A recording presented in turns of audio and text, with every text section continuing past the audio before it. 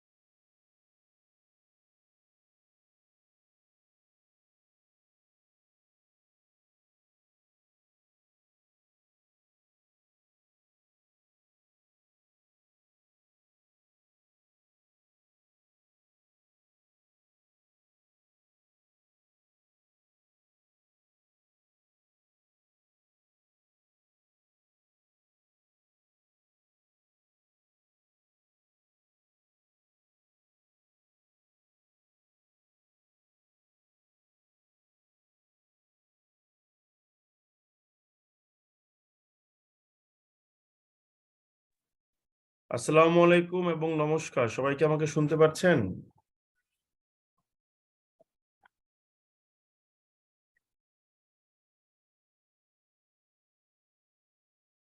আমি সবাইকে audio on করার সুযোগ দিয়েছি। আপনি কি শুনতে পাচ্ছেন আমাকে সবাই? জি স্যার। You guys can জি switch দাদা। on the audio and can tell me whether you can. Okay, that's a very cool thing that you can hear me. তো আমরা গত ক্লাসে একটা আর্টিকেল বানিয়েছিলাম বসে বসে, আপনার কি বলে ইয়ের উপরে, এই যে নন পারফর্মিং লোনের উপরে, ঠিক আছে? তো আজকে কিসের উপর আর্টিকেল বানালে ভালো হয় বলেন শুনি।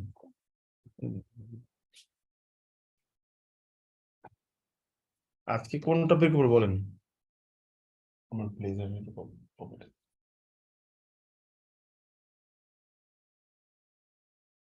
Hello, reserve crisis, foreign exchange reserve depression.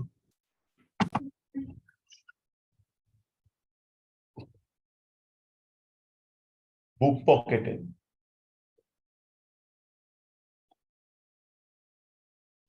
ওকে, তাহলে আমরা ফরেন এক্সচেঞ্জ রিজার্ভ এইরকম একটা টপিক নিয়ে লিখি। দেখা যাক, আমরা একটা আর্টিকেল প্রথমে বের করি, ঠিক আছে?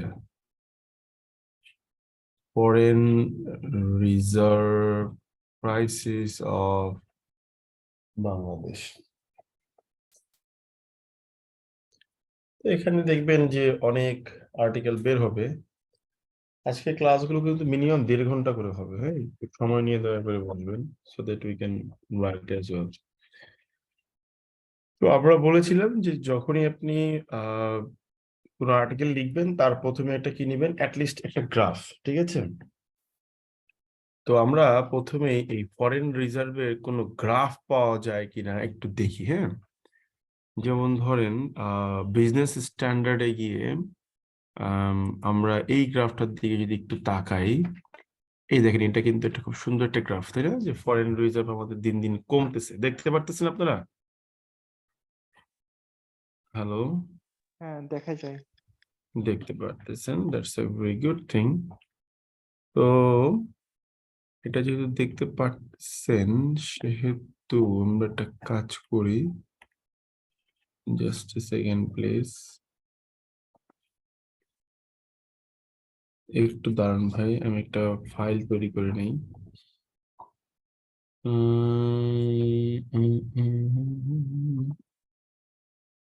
দাঁড়ান ভাই, আজকে হলো ক্লাস 16, ঠিক আছে?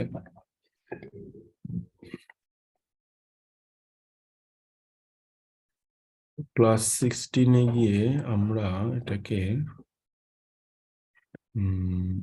আমরা কপি করে নেব, ঠিক আছে? So that we can use it if needed, ঠিক আছে?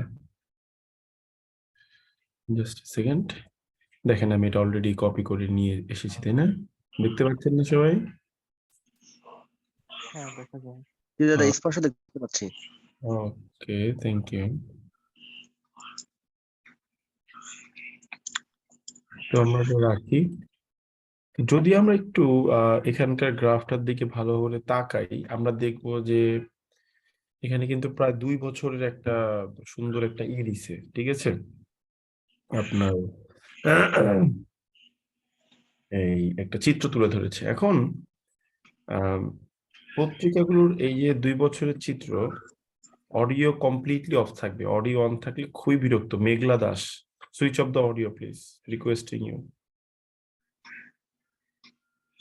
মেঘলা দাস, অডিওটা অফ রাখবেন প্লিজ।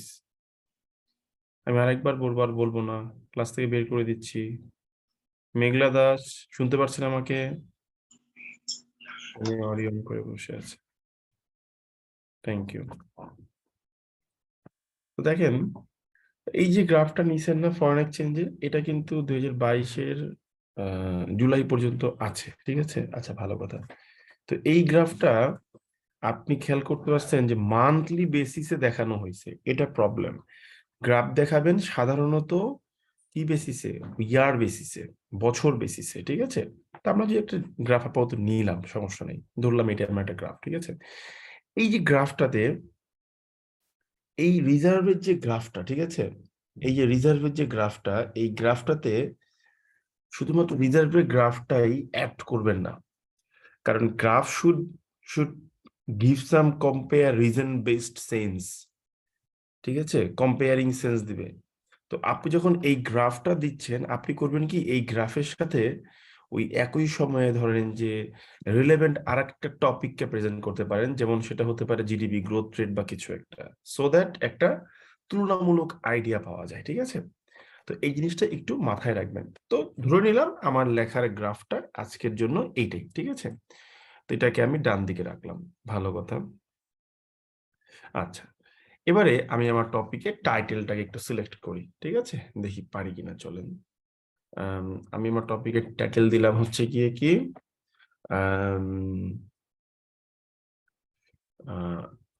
রিজার্ভ ক্রাইসিস, ঠিক আছে, রিজার্ভ ক্রাইসিস। আমি লিখলাম টাইটেলটার নাম রিজার্ভ ক্রাইসিস, ঠিক আছে। আমি বললাম factors and way out. Factors and way out মানে ফ্যাক্টর মানে কেন হইতেছে, আর ওয়ে আউট মানে হচ্ছে এখান থেকে কি, বলেন তো বুদ্ধি করে। বেরিয়ে আসার উপায়। সমাধান। বেরিয়ে আসার উপায়, বা আপনি আরো সুন্দর ভাষায় বলতে পারেন উত্তরণের উপায়, উত্তরণ, ঠিক আছে। তো এই ওয়ার্ড গুলো আচ্ছা কিন্তু স্যার, হ্যাঁ বলেন। স্যার ওয়েজ আউট লেখা যেতে পারে, হ্যাঁ, মানে প্লুরাল করে। এটা ঘরে বসে দেখে নিন দয়া করে, হ্যাঁ। ওকে জি জি স্যার। ওকে, একটু দাঁড়ান, just a second please, just a second. হ্যাঁ, দিলাম, ঠিক আছে। জি জি স্যার। এবারে আমরা এখানে একটু আসি, দেখা যাক কিছু পারি কিনা। তো আমরা জানি যে যে কোনো রাইটিং এর কি থাকে ভাই, তিনটা পার্ট থাকে, ইন্ট্রোডাকশন, বডি, আর একটা হচ্ছে আপনার কনক্লুশন, ঠিক আছে, ঠিক আছে, এই তিনটা পার্ট থাকে। তো আমরা ইন্ট্রোডাকশন কি করি, পুরো একটা ওভারঅল একটা সিচুয়েশন দেখানোর চেষ্টা করি, ঠিক আছে। একজন কি বলছেন, ভাইয়া কিছু ফোকাসের টপিক নিজেরা প্র্যাকটিসের জন্য দিলে ভালো হবে। ভাই ফোকাসের টপিক তো ভাই অজস্র দেওয়া আছে বিভিন্ন জায়গাতে, আমিও তো একই দেবো, ঠিক আছে। আমি সর্বোচ্চ একটা টপিক দিয়ে দেবো, আপনারা লিখবেন। আসলে আপনারা এমন ভাবে মিন করেন যে আমি দিলে বুঝি আপনারা সবকিছু করেন, ঠিক আছে, আসলে কিন্তু করেন না। নিজে নিজে ঘরে বসে প্র্যাকটিস করতে হবে। আমি আপনাকে হয়তোবা কিছু আর্টিকেল দেখাতে পারবো, কিন্তু এটা ইন দ্য লং রান কোনো কাজে লাগবে না। আমি দেখাতে পারি this is how you can write, and এটাকে অ্যাপ্লাই করে ঘরে বসে কিছু বেনিফিট পেতে পারেন, সেটা হতে পারে, ঠিক আছে। ওকে, আমি কিছু লেখা চেক করে নিতে পারি, এর বেশি কিছু আসলে করা হয় না, ঠিক আছে, এটা সত্যি কথা। তো আমরা একটা ইন্ট্রোডাকশন লেখার চেষ্টা করি।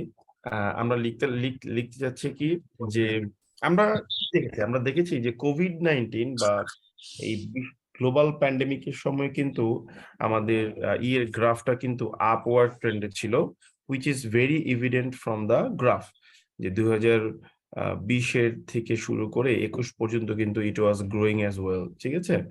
Okay, with minor deviation, we can observe a steady growth since 2020's beginning to the end of 2021. অর্থাৎ টানা 2 বছর। সো আমরা কি লিখতে পারি? আমরা লিখতে পারি despite steady growth, in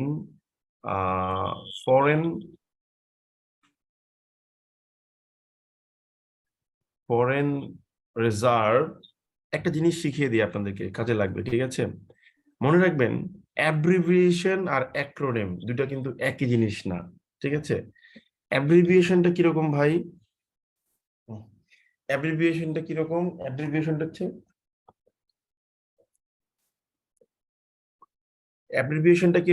যেটা হচ্ছে standard.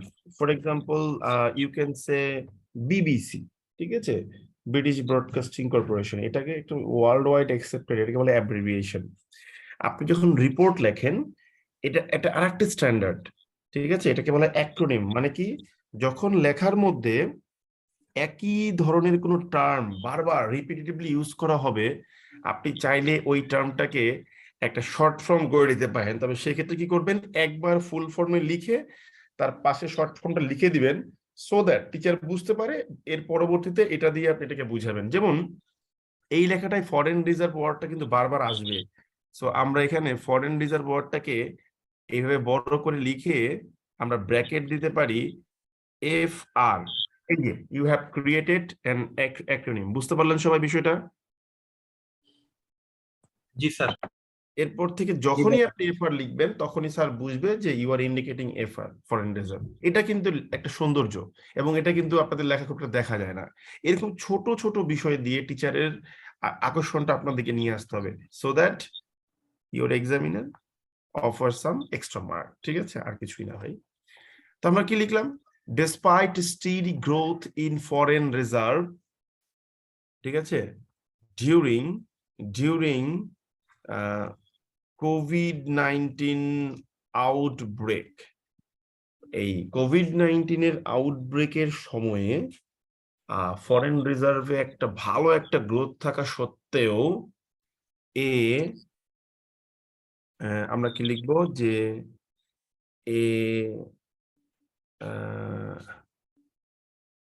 decline is being noticed। কোভিড-19 প্রাদুর্ভাবের সময়ে ফরেন রিজার্ভে একটা কি বলে, ভালো প্রবৃদ্ধি হওয়া সত্ত্বেও a decline is being noticed. ঠিক আছে, কোন সময়ে, amid the war between Russia and Ukraine. ঠিক আছে, কোন ইস্যুতে হচ্ছে, ওভার NATO's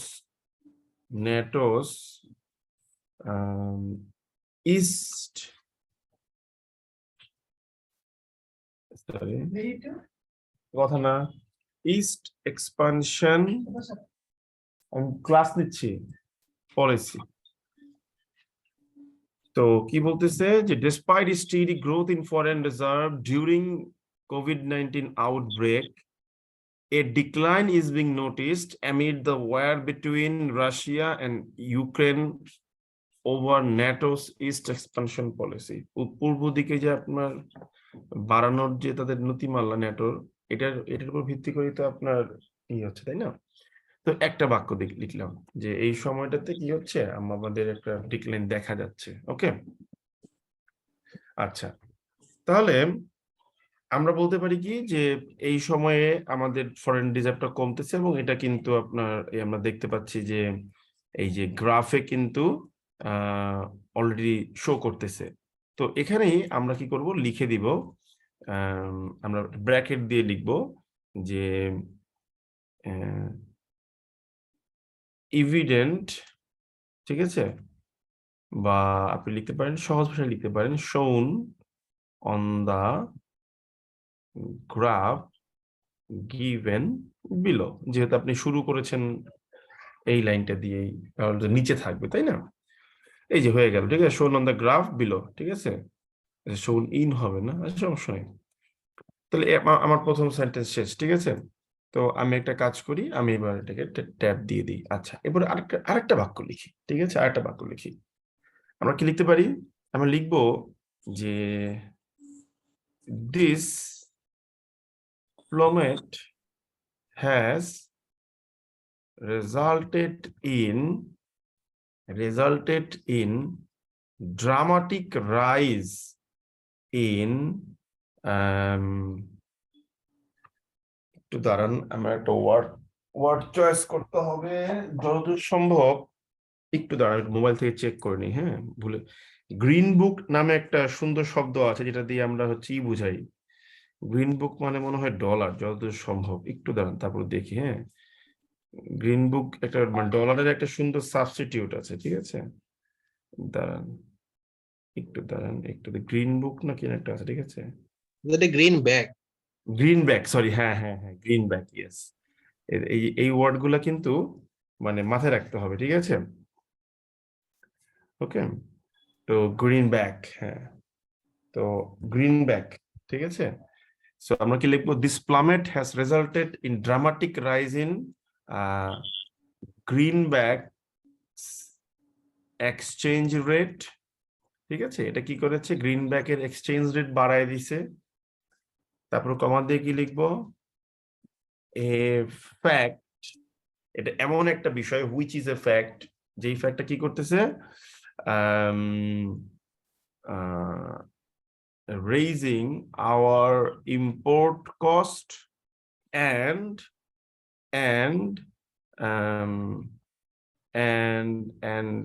inflation, ঠিক আছে। এই যে আমি লিখলাম, যেটা এই জিনিসটা কি করছে, আমাদের ইম্পোর্ট কস্টকেও বৃদ্ধি করে দিচ্ছে এবং ইনফ্লেশনটাকেও বাড়াচ্ছে। আচ্ছা, এবার ধরেন ফর এক্সাম্পল, উদাহরণস্বরূপ আমি আমার এই ইনফ্লেশন রেটটাকে মেনশন করলাম যে কারেন্টলি, ঠিক আছে, আমরা লিখবো কত, কারেন্টলি হচ্ছে গিয়ে আপনার 5.1, সরি 5.1 বলছি কেন, বলেন মনে করেন বললেন 10.12%, ঠিক আছে। আমি লিখলাম, ঠিক আছে, লিখে এটাকে আমি সুপার স্ক্রিপ্ট করে এই 1 দিয়ে দিলাম, সো দ্যাট টিচার বুঝতে পারে এখানে লেখা কিছু জিনিসপত্র আছে, শেষ। কারেন্টলি এত পার্সেন্ট। ভাই অডিও গুলো অফ রাখবেন, এগুলো বারবার বলতে হয় কেন, আপনার ম্যারিটোরিয়াস পোলাপান, ঠিক আছে, আপনাদেরকে বলার কি আছে আমি বুঝি না। তারপরে কি করে আপনার বিভিন্ন গ্রুপে গিয়ে বলেন যে দাদা একটা কোশ্চেন ছিল। হ্যাঁ বলেন, শুনতেছি ভাই। আচ্ছা মানে এই যে ইনফরমেশন একটা যে লিখলেন ব্র্যাকেট এবং হ্যাঁ কারেন্টলি 10.12%, হ্যাঁ, অনেক সময় কি হয় এই ইনফরমেশন গুলো, ধরেন আমি একটা ইনফরমেশন মানে এক্সাক্ট জানি না বাট এর রেঞ্জটা জানি, রেঞ্জ কি এভাবে দেওয়া যাবে? না এখন ইনফরমেশন এটা তো আসলে মানে রেঞ্জ দেওয়ার মতো না, যে আপনি কি কখনো বলবেন যে বর্তমানে মুদ্রাস্ফীতির হার 10 থেকে 12%-এর মধ্যে হবে। না যেমন এখানে কি এভাবে বলতে পারতাম যে অ্যাবাউট 9% বা অ্যাবাউট 10%, বলতে পারেন, কিন্তু অ্যাবাউট 9% বললে আসলে খুব একটা মানে দরকারি ইনফরমেশন না, কারণ ওই রকম ইনফরমেশন সবাই দিতে পারবে, তাই না? তো দিতে পারেন, কোনো সমস্যা নাই, আমি না করবো না, মানে বাট যখন আর একদম মনে পড়ছে না বা তখন ইউজ করে। সেটা আপনি জানেন, সেই বিষয়ে আমি জানি না কি করবেন, বাট আমার কথা হচ্ছে একটাই, আপনি এক্সাক্ট ইনফরমেশন দিবেন। Got it? থ্যাংক ইউ দাদা। ঠিক আছে, আমি এটার পক্ষপাতী। আচ্ছা, তো আমরা বলেছিলাম কি, যখনই কোনো নিউমেরিক্যাল ডেটা দিচ্ছি সেটাকে আমরা নীল রঙের কালার দিয়ে মার্ক করি, মানে নীল রঙের ভাবে লিখবো যেন স্যারের কাছে কনসপিকিউয়াসলি জিনিসটা আসে, সহজেই লক্ষণীয় হয়। আচ্ছা, তারপর কি লিখবো, তারপর আমরা কি লিখতে পারি, যে তো দুই বাক্যে মোটামুটি আমাদের একটা সুন্দর একটা ইনপুট, একটা ইন্ট্রোডাকশন দেওয়া হয়ে গেছে, ঠিক আছে। এবার আমরা কি করব, এবারে আমরা যে কাজটা করব সেটা হচ্ছে আমরা একটা বডিতে যাব, ঠিক আছে, মূল বডিতে যাব, ঠিক আছে। তো মূল বডি থেকে আমরা কি লিখতে পারি, আমরা লিখতে পারি যে কেন আমাদের ফরেন রিজার্ভটা কমতেছে, ঠিক আছে। তারপর হচ্ছে মোটা দাগে আমাদের ফরেন রিজার্ভটা আসে কোন জায়গা থেকে, কেন আমাদের ফরেন রিজার্ভটা কমতেছে, তারপরে এটার প্রভাবটা কি এবং এর থেকে উত্তরণের উপায়টা কি। আচ্ছা, প্রথমে ফরেন রিজার্ভটা কোন জায়গা থেকে আসতেছে, ঠিক আছে। আমরা লিখবো বেসিক্যালি আওয়ার ফরেন রিজার্ভ, ঠিক আছে, derives from আমাদের ফরেন রিজার্ভ ডিরাইভস হয় কি থেকে, দুইটা ফ্যাক্টর থেকে, ঠিক আছে, টু ফ্যাক্টরস। কি কি সেগুলো, হুইচ ইনক্লুড, রিডাকশন করে ইনক্লুডিং। দেখেন আমি কিন্তু ক্লজের প্যাচগুলো কিন্তু খুব কমফোর্টেবলি ইউজ করছি, এটার সাথে আপনার কমফোর্ট হতে হবে, ঠিক আছে। Basically our foreign reserve derives from two factors including, কি কি, একটা হচ্ছে এক্সপোর্ট রেভিনিউ, আর একটা হচ্ছে গিয়ে কি, আরেকটা হচ্ছে কি আমাদের রেমিটেন্স, ঠিক আছে। এক্সপোর্ট রেভিনিউ আর একটা হচ্ছে আমাদের রেমিটেন্সেস, ঠিক আছে। এই দুইটা বিষয় থেকে আমাদের কি হয়, আমাদের ফরেন রিজার্ভটা গ্রো করে। মজার বিষয় কি জানেন, আপনি চাইলে যদি মনে করেন যে এটাকেও কনসপিকিউয়াস করবেন, এটাকে জেল কালার দিয়ে আপনি লিখতে পারেন রেমিটেন্স এবং এক্সপোর্ট রেভিনিউকে, ঠিক আছে। নর্মালি তো নর্মাল ক্রম দিয়ে লিখি, তাই না, এখানে আপনি না হয় জেল কালি ইউজ করলেন, হতে পারে, কোনো সমস্যা দাদা নেই। আমরা কি 2-3টা কালি কি ইউজ করতে পারবো এই লেখার সময়? সর্বোচ্চ 2টা কালি, ব্ল্যাক এন্ড ব্লু, 3টা কালি ইউজ করার কোনো ওয়ে নেই আপনার কাছে, ঠিক আছে। 2টা কালি, সর্বোচ্চ 2টা কালি। Basically, our foreign reserve derives from primarily two factors, including export revenues and remittances, ঠিক আছে। তো এই দুই জায়গা থেকে আমাদের জিনিসগুলা গ্রো করে, ঠিক আছে। আচ্ছা, তাহলে কি আমাদের ফরেন রিজার্ভের সোর্সটা আমরা জানলাম। আচ্ছা, একটা জিনিস গেল। সেকেন্ড থিং কি, আমরা 4টা ফ্যাক্টর বলেছিলাম। একটা হচ্ছে কি আমাদের ফরেন রিজার্ভের সোর্স কি, তাই না? তারপর কি বলেছিলাম বলেন তো একটু। বলতে পারতেছি না কেউ এখন। হ্যালো হ্যালো জি জি দাদা। হ্যাঁ, 4টা ফ্যাক্টর বললাম তো, মানে এই বডিতে আলোচনা করবো কি কি বলেন তো। ফরেন রিজার্ভের সোর্স কি, তারপরে কি বলেন, এটা কেন ডিক্লাইন করতেছে, কমে যাচ্ছে কেন? হ্যাঁ, তারপর হচ্ছে ইম্পোর্ট এটা কস্টিং, ইম্পোর্ট ফরেন হ্যাঁ, রিজার্ভ থেকে বলছি। কস্টিং হবে। এটা হচ্ছে দাদা পরেটা বলেছিলেন প্রভাব বলেছিলেন। হ্যাঁ, দাঁড়ান, এই যে ইম্প্যাক্ট বলছি তো, দাঁড়ান। তারপর হচ্ছে ওয়ে আউট গুলা কি। এই 4টা প্যারাতে আমরা মূলত আমাদের বডিটাকে এক্সপ্লেইন করব। তো সোর্সটা আমরা বললাম, ঠিক আছে, যে basically our foreign reserve derives from 2 factors including export revenue and remittance. এখন এটা কেন ডিক্লাইন করছে আমরা সেগুলো দেখবো। আমরা কি লিখবো, যে মেনি রিজনস আর many reasons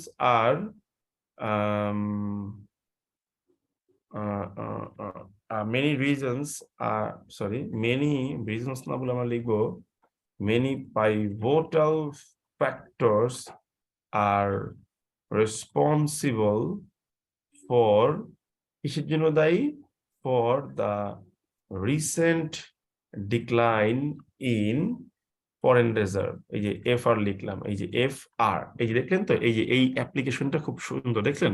বারবার ফরেন রিজার্ভ লিখলে লেখার সৌন্দর্যটা নষ্ট হয়, ঠিক আছে। এবার এখানে কি লিখবো, কমা দিয়ে লিখবো shown in the following, যেগুলো কি করা হলো, নিম্নে দেখানো হলো, ঠিক আছে।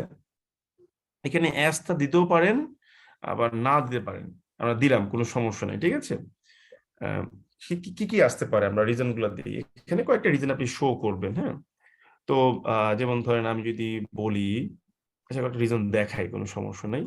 এখানে দেখেন আমাদের লাকটা ভালো, এখানে কয়েকটা রিজন দিয়েই দিচ্ছে, ঠিক আছে, যে কেন আসলে জিনিসটা হচ্ছে, রিজার্ভ ডিক্লাইন করতেছে। ওকে, আমরা লিখবো যে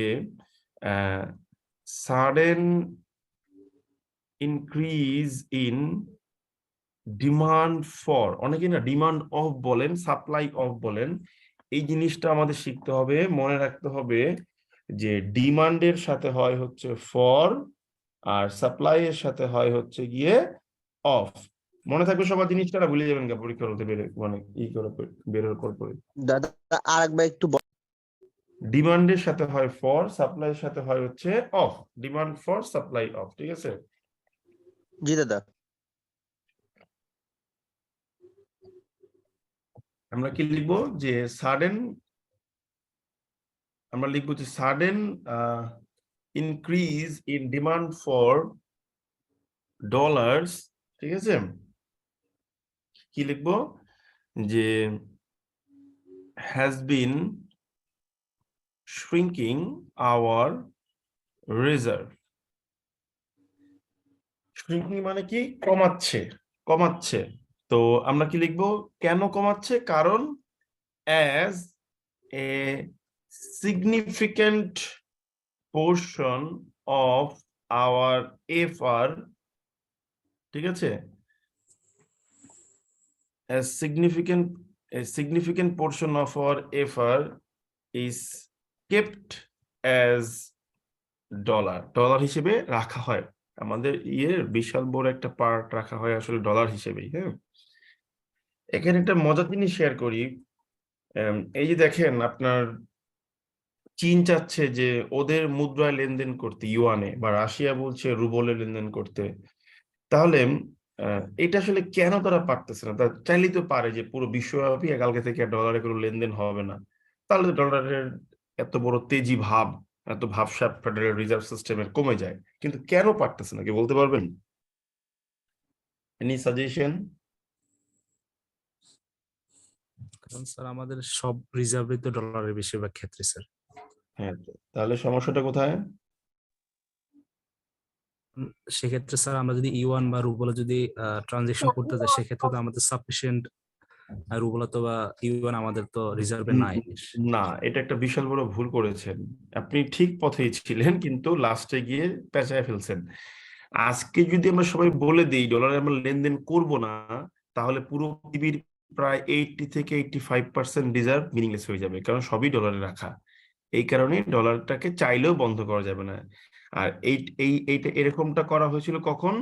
এরকমটা করা হয়েছিল সেই যে রিচার্ড নিক্সনের সময়, যেটাকে নিক্সন শক বলা হয়, তখন ছিল গোল্ড বেসিস। সো এই সাডেন শকটা দেওয়া যাবে না ওয়ার্ল্ডকে, এই জন্য এটাকে আস্তে আস্তে করতে হবে। যেই কারণে দেখবেন বিভিন্ন দেশের রিজার্ভে গেলে দেখবেন যে তারা আস্তে আস্তে বিভিন্ন মুদ্রার রিজার্ভ বাড়াচ্ছে আর ডলারের রিজার্ভটাকে হালকা হালকা করে কমাচ্ছে। ঠিক আছে, এটাই হলো গিয়ে মূল রিজন। তবে সাম্প্রতিক সময়ে চীনের মুদ্রার একটা ব্যাপক উত্থান ঘটেছে, কারণ হচ্ছে যে আমাদের দেশ থেকে মনে হয় আপনার চীনের ইউয়ানে এলসি খোলার পারমিশন দেওয়া হয়েছে, 1। আর 2 হচ্ছে পেট্রো ডলারের পরে পেট্রো ইউয়ান কনসেপ্টটাও এখন খুব বেশি পরিমাণ আলোচিত হচ্ছে। ঠিক আছে, সেগুলো একটু মাথায় রাখবেন, ইন্টারন্যাশনাল ইস্যুস, সেগুলো মাথায় না রাখলে কিন্তু হয় না। হ্যাঁ, কি লিখলাম? Sudden increase in demand for dollars has been shrinking our reserve as a significant portion of our FR is keeped as dollars. ঠিক আছে, আচ্ছা, আরটা কি হতে পারে? এই যে ফরেন রিজার্ভের যে গ্রাফটা দিয়েছেন না, এটার সাথে আপনি চাইলে রেমিটেন্সের গ্রাফটাও দিয়ে দিতে পারতেন আর একটা দাগ দিয়ে। ঠিক আছে, কারণ রেমিটেন্সটাও কিন্তু কমতেছে। ঠিক আছে, আমরা কি লিখবো? যে আমরা লিখবো যে migrant workers are transferring, ঠিক আছে, fewer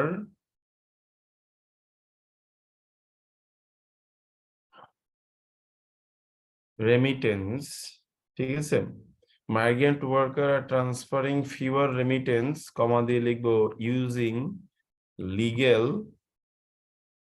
ways। মানে কি? মানে হচ্ছে যারা মাইগ্রেন্ট ওয়ার্কার তারা এখন লিগ্যাল ওয়ে ব্যবহার করে কম রেমিটেন্স পাঠাচ্ছে। কারণটা কি? এর কারণটাও আপনারা জানেন যে হুন্ডির মাধ্যমে টাকা পাঠাচ্ছে, সেখানে হুন্ডিতে ভালো রেট পাওয়া যাচ্ছে, সেটা একটা ওয়ে হতে পারে। ঠিক আছে, যেই কারণে রেমিটেন্সটা কম আসতেছে। আচ্ছা, তাহলে এখানে কি দেখলাম? ডলারের চাহিদা বেড়ে যাওয়া, মাইগ্রেন্ট ওয়ার্কারের কম টাকা পাঠানো। তারপর আরেকটা কি আছে? যে আমাদের এক্সপোর্ট রেভিনিউ কিন্তু অন ডিক্লাইন, কমে যাচ্ছে। ঠিক আছে, আমরা কি লিখবো? যে এক্সপোর্ট, আমরা লিখবো যে এই দেখেন প্যাচ দিয়ে লিখি যে রেভিনিউস, ঠিক আছে, generated by export basket, মানে which is generated by export basket, ঠিক আছে, has been declining। কেন ডিক্লাইন করছে? as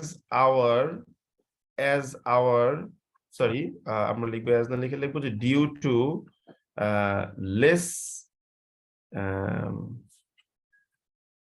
variation in our export basket। যেহেতু আমাদের এক্সপোর্ট বাস্কেটে কোনো ভ্যারিয়েশন নাই, we only export a selected groups of product, যে কারণে কি হচ্ছে আমাদের প্রোডাক্টের চাহিদা কিন্তু কম মার্কেটে। ওই কয়েকটা সোয়েটার সেল করে এখন চলতেছে শীতকাল। ঠিক আছে, তাহলে আমরা কি বলতে পারি? এটা একটা কিন্তু কারণ, রেভিনিউ কম আসতেছে। ঠিক আছে, আর একটা কারণ কি হতে পারে? অতিরিক্ত মাত্রায় হচ্ছে আপনার এই যে ডেভেলপমেন্ট প্রজেক্টের এক্সপেন্ডিচার। ঠিক আছে, আমরা কি লিখবো? unprecedented rise in expenditure for ongoing mega projects etc।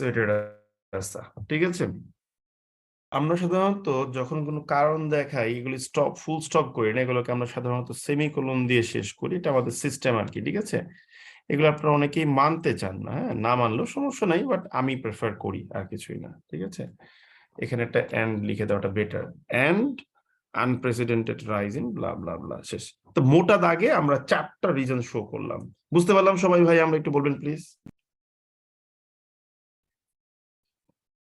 Hello, জি দাদা। স্যার একটা প্রশ্ন ছিল স্যার। হ্যাঁ বলেন, কি প্রশ্ন ছিল বলেন, স্যার শুনছি। এখানে আমরা যে প্রতিটা মানে রিজনের শেষে যে সেমিকোলন দিয়ে শেষ করেছে, আমরা কি মানে কি কারণে শেষ করেছে বা আসলে কি জানেন, এগুলো হচ্ছে লিঙ্গুইস্টিক গ্রামারের কোশ্চেন, মানে এগুলো পড়া হয় এইভাবেই। ব্যাপারটা হচ্ছে, আমি যদি আপনাকে সিম্পল জিনিস বলি, দেখেন, ওকে, এগুলো অনেক ডিপ কোশ্চেন, মানে এগুলো এত ভয়ঙ্কর লেভেলের ডিপ কোশ্চেন যে এগুলো আলোচনা করাই হয় না কখনো। তারপর একটু করে দেখি, আমি যদি লিখি আই লাভ ইউ, এটার মিনিংটা হচ্ছে আমি তোমাকে ভালোবাসি, অর্থাৎ আমি তোমাকে একসাথে বলে ভালোবাসিটা পরে বলি। কিন্তু যখন আমি বলবো I love you but you hate me, তখন কিন্তু ওইভাবে বলবো না। তখন আমি বলবো না যে আমি তোমাকে ভালোবাসি কিন্তু তুমি আমাকে ঘৃণা করো, এইভাবে বলবো না। আমি বলবো আমি তোমাকে ভালোবাসি কিন্তু তুমি আমাকে ঘৃণা করো, অর্থাৎ তখন কিন্তু আই লাভ ইউটাকে আমি একসাথে বলে ফেলতেছি। এই যে টোনের যে পার্থক্য, না, এই কারণে এটা আসে। তো ওইটা পূর্ণাঙ্গ একটা বাক্য হওয়া সত্ত্বেও আমাদের টোনে একটা ভিন্নতা আছে, ওই ভিন্নতার কারণে এটা বাক্য না বুঝিয়ে আমরা সেমিকোলন দিয়ে রাখি, ঠিক আছে, যে এটা অনগোয়িং চলতেছে, ঠিক আছে। ওকে, বুঝতে পেরেছেন কি বলেছি? Okay sir, thank you. আচ্ছা, গেল। এবার দেখেন, এখন এই যে মোটা দাগে আপনি 4টা রিজন দেখাইলেন না, হ্যাঁ, তো এরকম যে কোনো কিছুর কারণে আপনি ম্যাক্সিমাম 4টা বা 5টা রিজন দেখাবেন, ঠিক আছে। রিজন দেখিয়ে আপনি চাইলে আবার কি করতে পারেন, এটাকে হেডলাইন দিয়েও করতে পারতেন, যে 1 দিয়ে একটা হেডলাইন দিয়ে আন্ডারলাইন করে দিলেন, সেটাও দিতে পারেন, কোনো সমস্যা নেই, এটা আপনার উপর নির্ভর করে। তো আমরা ইন্ট্রোডাকশন দিলাম, আমরা হচ্ছে কি বলে আপনার এক্সপোর্ট রেভিনিউ সোর্স দিলাম, আমাদের ফরেন এক্সচেঞ্জের ডিক্লাইন করার কারণগুলো দিলাম। এবার দেখাচ্ছি কি এটার ইম্প্যাক্টটা, ঠিক আছে। তো এটার ইম্প্যাক্টটা আসলে আমাদের কি, আমাদের ইকোনমিতে কি, ঠিক আছে। আমরা লিখতে পারি যে এটার ইম্প্যাক্ট আসলে কোথায় কোথায়, এক্সপোর্ট আমাদের যদি রেভিনিউ কমে যায়, ঠিক আছে। একটা হতে পারে কি, যে আমাদের দেশে আমরা জানি যে একটা দেশের অর্থনীতি চালানোর জন্য কমপক্ষে যদি তার 6 মাসের আমদানি ব্যয় মেটানোর মতো ক্ষমতা থাকে, এটাকে বলা হয় একটা রবাস্ট রিজার্ভ, ঠিক আছে। ওকে, সেটা রাখাটা মোটামুটি বলতে পারেন যে ম্যান্ডাটরি। কিন্তু যদি এর থেকে যদি কমে যায়, তাহলে যেটা হবে সেটা হচ্ছে যে সেটা ডলারের প্রাইসটাকে আনস্টেবল করে দিবে। আর ডলারের প্রাইসটা যখন আনস্টেবল করে দিবে, ব্যাপারটা ভালো করে বুঝেন, প্রত্যেকটা জিনিস কিন্তু সিগনিফিকেন্টলি কানেক্টেড। ডলারের প্রাইসটা যখন আনস্টেবল করে দেয়, তখন আমাদের ইম্পোর্ট কস্টটা কি হয়, বেড়ে যায়, যেটা আমি একটু আগে বলেছিলাম। ইম্পোর্ট কস্ট যখন বেড়ে যায়, তখন আমাদের প্রোডাক্টের প্রাইসিংটা বেড়ে যায়। প্রোডাক্টের প্রাইসিংটা বেড়ে গেলে কি হয়, আমাদের জীবনযাত্রার উপরে চাপ, মানে খরচের চাপটা বেড়ে যায়। এবং এতে করে কি হয়, এতে করে যেটা হয় যে মধ্যবিত্ত শ্রেণীরা হিমশিম খাবে, তারপর মেগা প্রজেক্টস এর উন্নয়ন গুলো ব্যাহত হবে, ঠিক আছে। এই বিভিন্ন রকম ইম্প্যাক্ট আমরা আমরা দেখতে পারবো, ঠিক আছে। তা আমরা কি লিখবো, আমরা লিখবো যে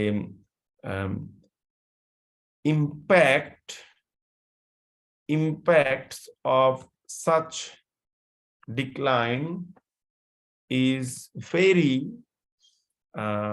wide spread and diverse, ঠিক আছে। এই রকমের এটা আর হয় বেসিক্যালি, এই রকমের পতনের প্রভাবটা হচ্ছে বিস্তৃত এবং বিভিন্ন রকম হতে পারে, ঠিক আছে। আমরা কি লিখবো, এই পুরো কানেকশনটাকে দেখাবো। এখন আপনি পয়েন্ট আকারে দেখাতে পারেন, আপনি ডেসক্রিপটিভ আকারে দেখাতে পারেন, এটা আপনার উপর নির্ভর করে, এখানে আসলে বলার মতো কিছু নাই, ঠিক আছে। আপনার যেভাবে ভালো লাগে আপনি সেইভাবে দেখাবেন। আপনি কি লিখবেন যে আমরা লিখবো যে it is estimated that every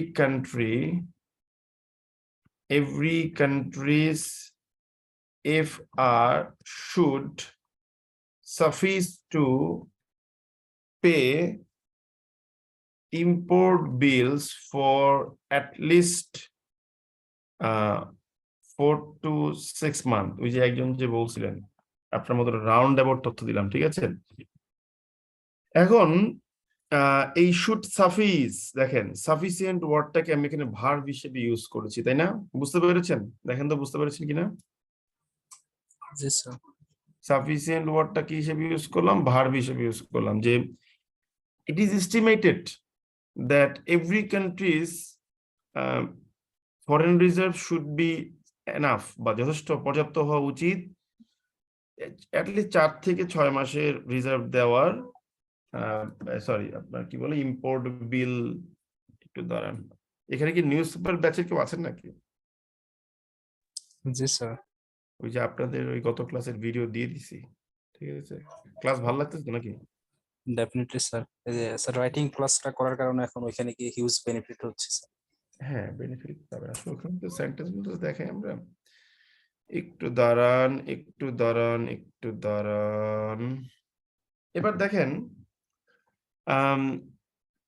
যে 4 থেকে 6 মাসের জন্য হওয়া উচিত, ঠিক আছে? আমরা কি লিখবো? যে if this decline continues, যদি এই ডিক্লাইনটা কন্টিনিউস করে, এতে করে কি হবে? এক্সচেঞ্জ রেট যদি এই ডিক্লাইনটা কন্টিনিউ করে, হ্যাঁ, এবার দেখেন আপনারা অ্যাডভার্ব ক্লজে যে নিয়মটা পড়েছিলেন, আমি ওই নিয়মটাকে পেঁচাবো, ঠিক আছে? আমরা লিখবো এক্সচেঞ্জ রেট অ্যাক্সেলারেটস। এবার এই এই এই এই এই এই ইফ যুক্ত পার্টটাকে আমরা নিয়ে যাব এক্সচেঞ্জ রেটের পরে, দেখেন যেন স্যার বুঝতে পারে যে না আমার ক্যান্ডিডেট ও যাই কিছু হোক ও ভালো লিখতে পারে, ঠিক আছে? এই দেখেন এক্সচেঞ্জ রেট দিয়ে এম ড্যাশ দিয়ে আমরা লিখবো যে ইফ দিস ডিক্লাইন কন্টিনিউস, এবার আরেকটা এম ড্যাশ দিব, মধ্য কথা হলো স্যারের মাথা একদম পাগল বানিয়ে দিব, ঠিক আছে? এই দেখেন exchange rate if this decline continues accelerates, ঠিক আছে? এবার কমা দিয়ে লিখবো যে এ ফ্যাক্ট, এটা এমন একটা বিষয়, এটা কি করতেছে? Resulting in higher import cost, ঠিক আছে? Resulting in higher import cost, ঠিক আছে? এবার কি লিখবো? ফার্দারমোর এছাড়া কি হতে পারে? হায়ার ইম্পোর্ট কস্ট, ঠিক আছে? শিওরলি, নিশ্চিতভাবে কি করে? raises our living cost and cost of every mega projects, ঠিক আছে? cost of every mega projects, ঠিক আছে? কমা দিয়ে কি লিখবো? a fact যে বিষয়টা কি করতেছে? unleashing inflation, যা কি করছে? মুদ্রাস্ফীতিকে ওপেন করে দিচ্ছে, বাড়ায় দিতে পারে, ঠিক আছে? unleashing inflation. Finally, it hits our socio-economic stability, ঠিক আছে? Finally, it hits our socio-economic stability and also এছাড়া কি করতে পারে? And also causes many forms of unrest, বিভিন্ন রকম ঘটনা ঘটাতে পারে, ঠিক আছে? সে আমাদের যেমন সরকার পতন হতে পারে, এগুলো লেখা যাবে না, তাই না? হয়ে গেল, শেষ। তাহলে দেখেন খুবই সিনক্রোনাইজড, যে ইম্প্যাক্টটা অনেক বড় এবং বৈচিত্র্যপূর্ণ। প্রত্যেকটা দেশের মিনিমাম 4 থেকে 6 মাসের বিল দেওয়ার টাকা থাকা উচিত। এক্সচেঞ্জ রেট যদি এই পতনটা কন্টিনিউ করে, ফরেন এক্সচেঞ্জে এক্সচেঞ্জ রেট বেড়ে যায়, যেটা কি করে? ইম্পোর্ট কস্ট বাড়ায় দেয়। ফার্দারমোর হায়ার ইম্পোর্ট কস্ট কি করে? আমাদের লিভিং কস্ট বাড়ায় দেয় এবং মেগা প্রজেক্টের কস্ট বাড়ায় দেয়, যা কি করে? ইনফ্লেশনকে বাড়ায় দেয়। ফাইনালি এটা আমাদের সোশিও ইকোনমিক স্ট্যাবিলিটিকে হিট করে এবং আমাদের many forms of unrest create করতে পারে। তাহলে এই ইম্প্যাক্টের পুরো সিকোয়েন্স ধরতে পেরেছেন?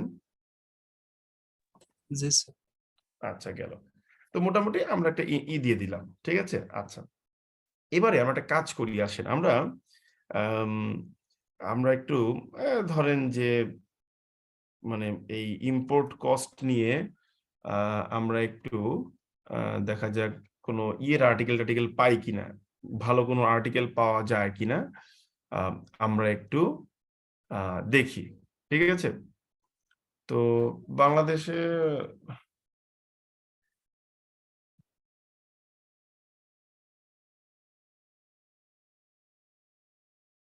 ভালো আর্টিকেলের আমরা একটু দেখি, আমরা কোনো একটা কোটেশন দেওয়া যায় কিনা আমরা একটু দেখি। হ্যাঁ, একটু দাঁড়ান।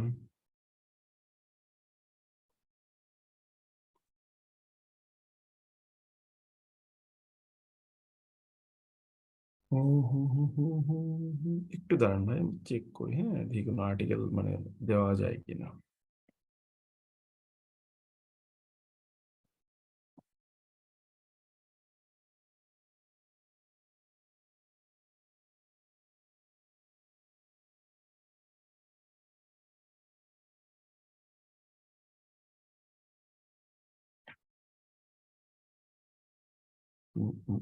আমি একটা জিনিস দেখাই যেটা মানে one of the most debated issue ছিল, ঠিক আছে?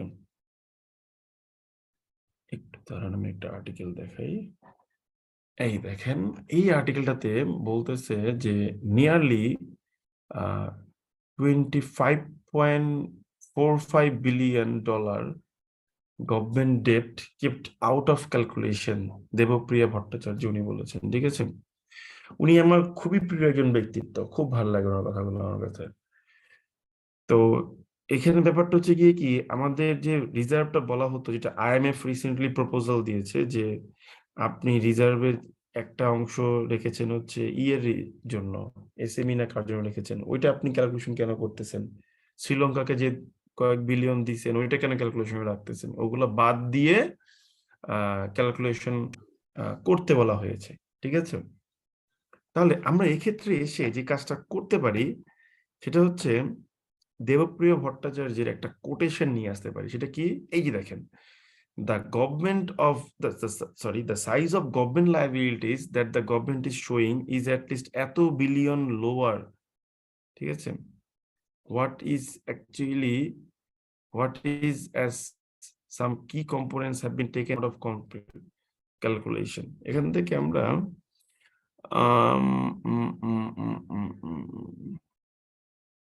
একটু দাঁড়ান, একটা কোটেশন বের করার চেষ্টা করি, দেখা যাক পারে কিনা।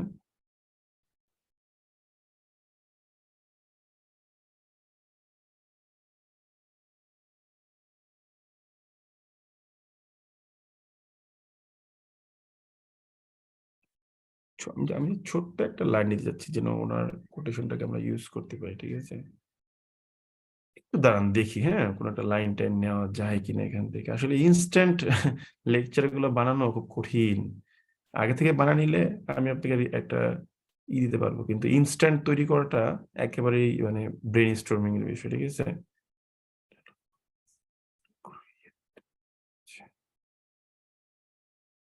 এই যে আমরা লিখবো যে এই দেখেন, imprudent external borrowing would create significant challenges on the way of debt sustainability, ঠিক আছে? এই জায়গার জিনিসটাকে আমরা কপি করে নিয়ে যাব। কেন নিচ্ছি আমি একটু বলি, শোনেন। একটু দাঁড়া, হ্যাঁ, আমি জাস্ট এটাকে কপি করে নিয়ে এটাকে আমরা একটু নিয়ে গেলাম। ওকে, এটাকে নিয়ে গেলে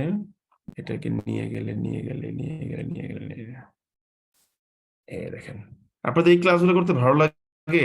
মানে সত্যি করে বলুন, মিথ্যা কথা বলবেন না, ঠিক আছে? মানে বোর হন? কারণ এগুলো খুব সুন্দর না, মানে ভালো লাগে। জি স্যার, ভালো লাগছে। আশা করি আজকের টপিকটা, গত ক্লাসের টপিকটা আগামীকালের পরীক্ষায় কাজে আসবে আশা করি আমরা। কাজে আসার কথা আশা করি, কারণ দেখা যাক আসুক কিংবা না আসুক সেটা আমাদের বিষয় না, আমরা চেষ্টা করব শেখার জন্য, ঠিক আছে? তো এটা আমি আসলে কেন আনলাম, মানে এই যে ইনস্ট্যান্ট জিনিসটা, এটা একটা মজার জিনিস। যে আহ, যে যদি আমরা অবিচক্ষণ ভাবে, ঠিক আছে, অদূরদর্শী ভাবে এক্সটার্নাল বরোয়িং করি, তাহলে এটা ডেপ্ট সাস্টেইনেবিলিটি, অর্থাৎ আমাদের যে ঋণ আছে, প্রত্যেকটা দেশই কিন্তু কারো না কারো কাছ থেকে ঋণ করে চলতেছে। তো এই যে ঋণটা যে আছে,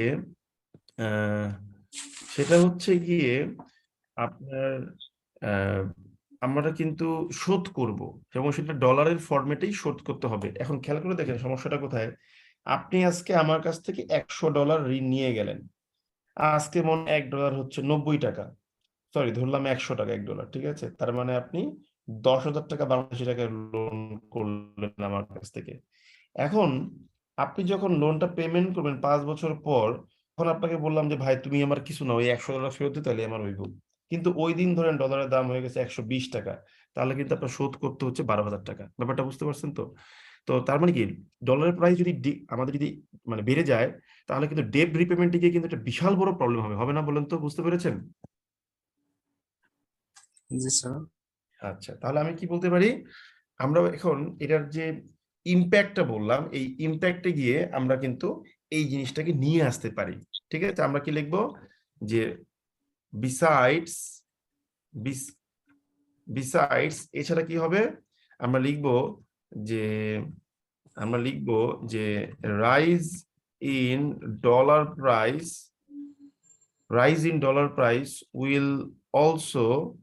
will also be a setback to repay our external debt।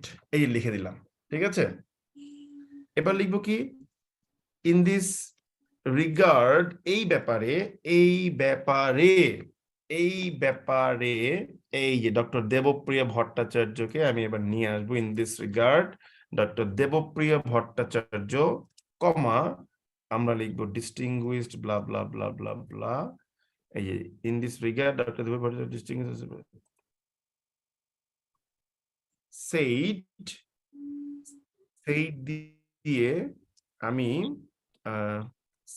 দিয়ে আমি ডিরেক্টলি এটাকে স্টেটমেন্টটাকে মেনশন করে দিতে যাচ্ছি। এই যে আমি এই স্ক্রিনে একজন ভদ্রলোক দাগ দিয়েছেন, দয়া করে দাগটা এবার মুছছেন নিজ দায়িত্বে, ঠিক আছে? অনেক ভালো মানুষ আপনি, আই লাভ ইউ টু। দাগটা মুছেন।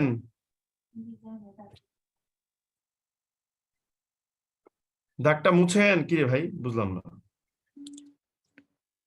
কই যাবো মানুষজন লয়ে, আমি বিপদে পড়ে গেছি। তো সরি বলেন যে ভাই বুঝতেছি না কেমনে মুছুন, সেটা তো সে অ্যাডমিট করবেন যে বুঝতেছি না, বলেন, you have to say sorry.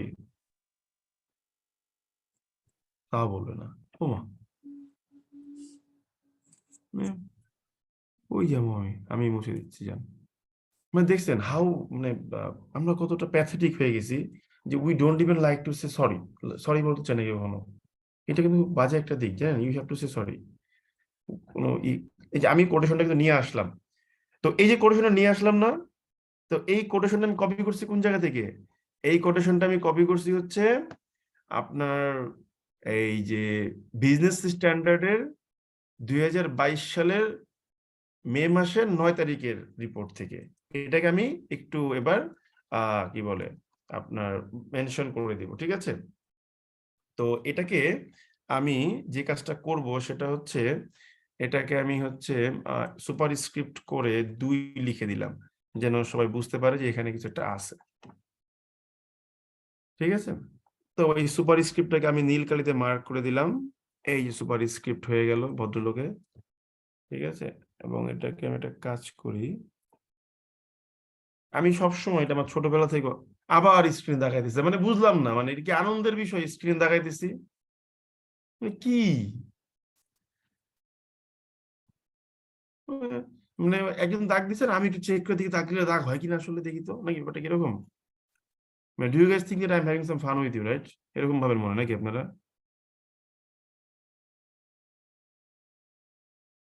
একটু দাঁড়ান, এটাকে আমি বড় করে দিই। এর জন্য আপনাদের মধ্যে বলি যে ভাই ম্যাচুরিটির দিক থেকে আমরা অনেক পিছিয়ে আছি, অনেক অনেক পিছিয়ে আছি আমরা। ঠিক আছে, আচ্ছা গেল। তো এবার আমরা কি করব, এবার হচ্ছে আমরা এটা তো লিখলাম, আর লেখার দরকার নাই। এবার দেখেন উনি এটা বলেছেন ইম্প্যাক্টে গিয়ে, ঠিক আছে। নাও সলিউশনের দিকে আমরা যাবো, যে এটা সলিউশনটা কি, কিভাবে আমরা এটা সমাধান করতে পারি, ঠিক আছে। তো এবার লিখবো যে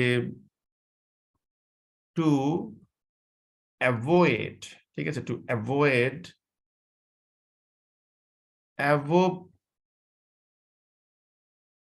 mentioned circumstances,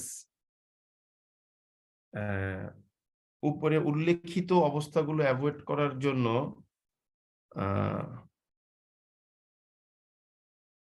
ফলোয়িং মেজার্স আর সাজেস্টেড। দেখেন অল্প একটু কথার মধ্যে মানে কত কিছু নিয়ে এসেছি, দেখেছেন। আপনারা ইউজুয়ালি কি লেখেন যে in the following some recommendations are given to avoid the previously mentioned circumstances বা situations, তাই না? সো এই জিনিসগুলো কিন্তু দরকার নেই আমাদের, আমরা চাইলে কিন্তু খুব প্রিসাইজ ভাবে আমরা জিনিসগুলোকে মেনশন করতে পারি। আচ্ছা, কি কি জিনিস সাজেস্ট করতে পারেন, দয়া করে লিখবেন না যে government should take some necessary steps to control the problem. এটা হলো ক্লাস 8 এর থেকে শেখা আমাদের জাতীয় বাক্য, ঠিক আছে। এই জাতীয় বাক্য থেকে সরে আসতে হবে। আমি একটু স্টার মার্ক করে দিচ্ছি কয়েকটা ওয়ে দিই, হ্যাঁ। আমরা কি লিখতে পারি, আমরা লিখতে পারি pragmatic measures are suggested, ঠিক আছে, so that pragmatic measures are suggested, বাস্তবসম্মত পদক্ষেপ নেওয়ার পরামর্শ দেওয়া হচ্ছে, so that migrant workers become কি হতে পারে, মাইগ্রেন্ট ওয়ার্কাররা কি হতে পারে, আস্তে করে, migrant workers become interested in using legal ways to send remittances, ঠিক আছে। এবার এই জায়গাটা একটা বড় প্রবলেম, আমাদের কিছু কি করতে হবে জানেন, যে জিনিসটা করতে হবে সেটা হচ্ছে যে আমরা সাধারণত বলি যে কিছু একটা করতে হবে, এই কিছুটা বললে হবে না, এটাকে একটা এক্সাম্পল দিতে হবে। এই যে আমি এক্সাম্পলিফাই করছি, দেখেন ফর এক্সাম্পল আমরা কি লিখতে পারি, ফর এক্সাম্পল উদাহরণস্বরূপ কি বলতে পারি, for example adding extra incentive. যেমন অলরেডি কিন্তু আপনার এই যে আনিকা ম্যাডাম দাগাইতেছেন, দাগান, মনের মাধুরী মিশিয়ে দাগান, আপনি এখানে একটা ছবি আঁকেন, ঠিক আছে, আমরা দেখবো the capacity of your art, ঠিক আছে।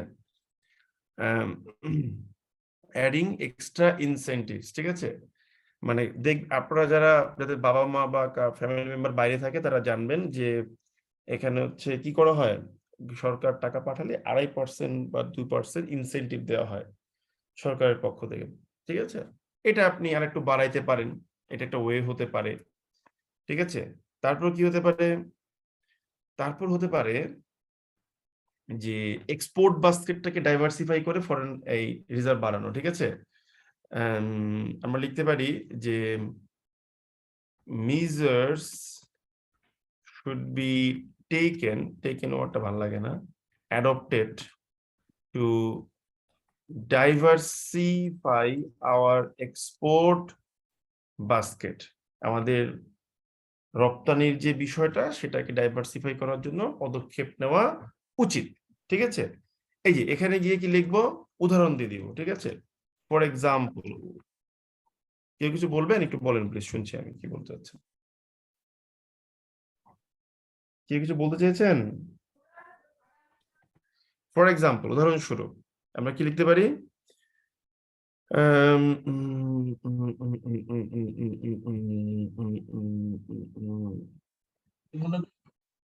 সাপোর্টিং, কোনগুলোকে সাপোর্ট করা, সাপোর্টিং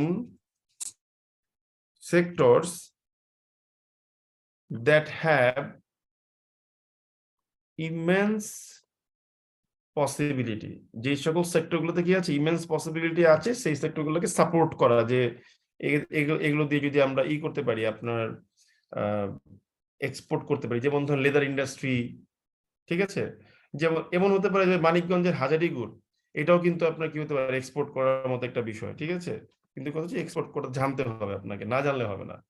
ওকে, এটা অলরেডি 300 ওয়াট পার হয়ে গেছে।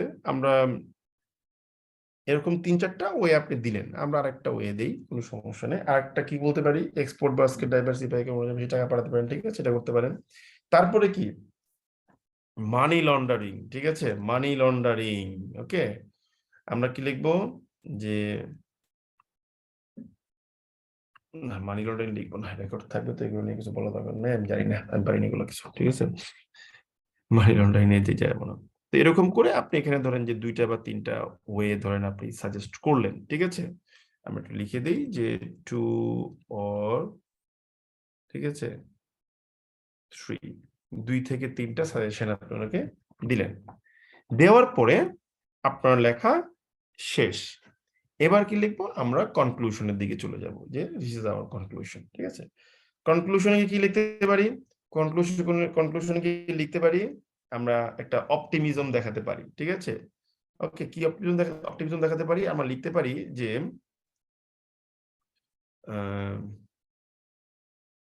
আমরা লিখতে পারি কনক্লুশনে কি লিখতে পারি, একটা আইডিয়া দেন, কি লিখতে পারি একটু বলেন তো আমাকে, আমি ইনফ্যাক্ট আমার কাজটা সারি, বলেন একটা আইডিয়া দেন। হ্যাঁ বলেন, শুনতেছি আমি,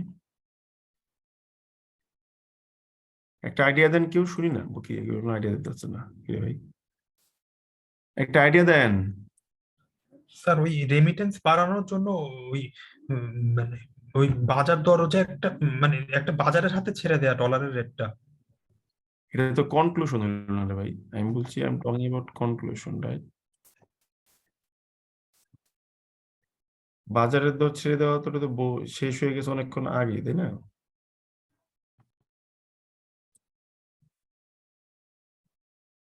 হ্যাঁ, এরকম কিছু কি বলা যায়?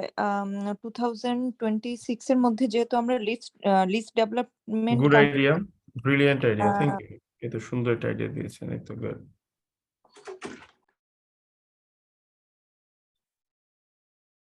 এটা খুব ভালো একটা আইডিয়া, একটু দাঁড়ান, যেহেতু আমরা লিস্ট ডেভেলপমেন্ট কান্ট্রি থেকে ইমপ্রুভ হব, সো আমাদের অটোমেটিক্যালি এক্সপোর্ট আরো বাড়বে, রেমিটেন্সও কিছু ইমপ্রুভ হবে, তো আমরা একটা বেটার কিছু আশা করতে পারি, মানে আসলে গুছিয়ে বলতে পারতেছি না কথাটা।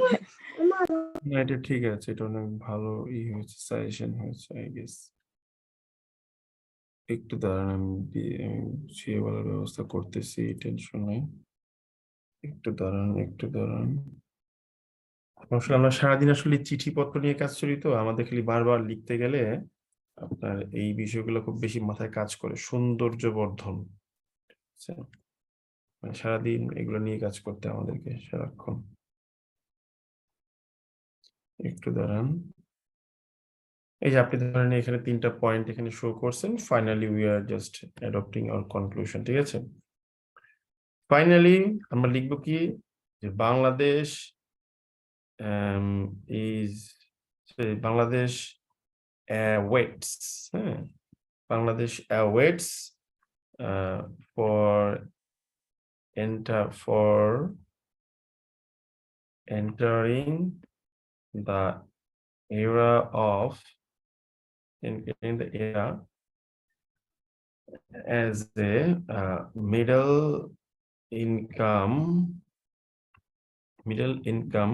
country, ঠিক আছে, by the end of 2026, ঠিক আছে, as more challenges are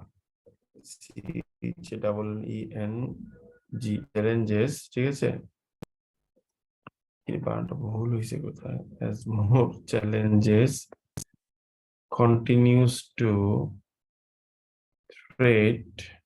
threaten our previous glory, ঠিক আছে, we should be very vigilant so that our success, ঠিক আছে,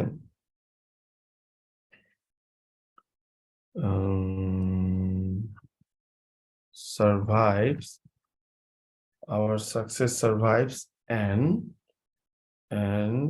we and can achieve, ঠিক আছে, can achieve SDGs. এইটুকু দিয়ে শেষ করলাম, আর লিখতে পারবো না, অনেক বক বক করছি আজকে। ঠিক আছে, কি লিখলাম যে ফাইনালি পরিশেষে বাংলাদেশ অপেক্ষা করছে আপনার হলো ইয়ের জন্য, কি বলে, মিডল ইনকাম কান্ট্রির যুগে প্রবেশ করার জন্য 2026 সালের শেষে গিয়ে। যেহেতু আরো চ্যালেঞ্জেস আসতেছে, তাই আমাদের আরো সতর্ক হওয়া উচিত এবং আমাদের কিছুটা লেখাপেখা শেষ করে দিবেন। ঠিক আছে, এত প্যারা খাওয়ার কিছু নেই, আপনারা পারেন এগুলো, আমি জানি, আমি আর লিখতে পারবো না। এখানে 355 ওয়ার্ড হয়ে গেছে। ঠিক আছে, এবার কি করবো, আমরা রেফারেন্সের দিকে যাব। দেখি তো রেফারেন্সটা কিভাবে করতে পারি। Now we are looking for the way we give reference. এটাকে মিডল অ্যালাইনমেন্টে এনে কি বললাম, এটাকে এই জায়গাতে নিয়ে আমরা লিখবো হচ্ছে রেফারেন্স।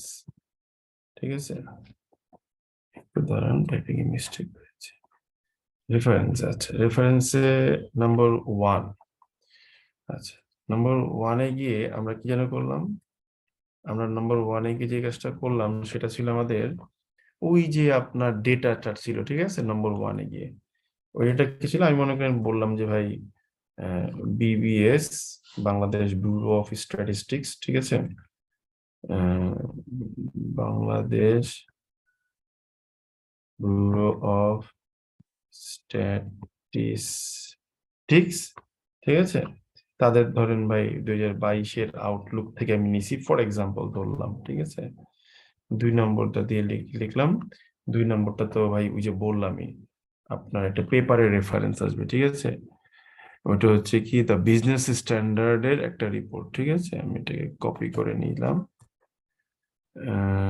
আমরা লিখবো যে দ্য বিজনেস স্ট্যান্ডার্ড, কপি করে ডেটটা বসিয়ে দিলাম, শেষ। তো ব্যক্তিগতভাবে আমি এগুলাকে ইটালিক ফরম্যাটে লেখাটা প্রেফার করি, so I shall go for italic format, italic format, শেষ। So that is my today's presentation for your for your article writing, and see the final output কিরকম হয়েছে দেখেন। এই তো মোটামুটি আমাদের পুরো আর্টিকেলটা প্রেজেন্টেশন করা শেষ। দেখেন তো, হাউ ডাজ ইট লুক, চলবে?